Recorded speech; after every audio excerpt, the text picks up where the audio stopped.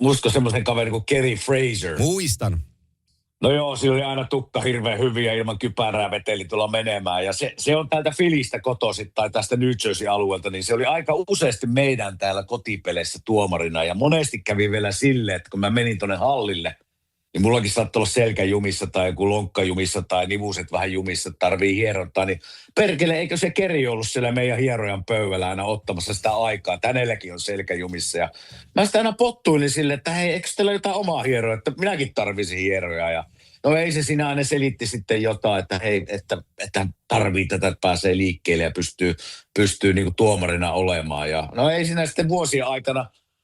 Siitä tuli ihan naurujuttu meille, kun minä menin hallille, niin se on aina siellä hierontapöydällä. Että kukapa se siellä taas on hierontapöydällä ja Kerihän se siellä oli. Ja, no ei sitten, kun mentiin peliin muutaman kerran, se viheltää eka vaiheessa mulle jäähyn.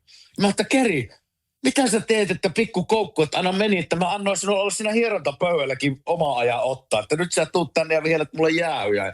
Meillä oli semmoinen viha- ja rakkaussuhde. Me aina jäällä huudettiin toisille, mutta sitten hierontapöydällä, kun niin kuin heitettiin vitsiä toisille. Että se oli semmoinen niin kuin edelleenkin, kun me nähdään silloin tällöin, niin meillä on semmoinen, että tykätäänkö me toisesta vai eikö me tykätä toisesta.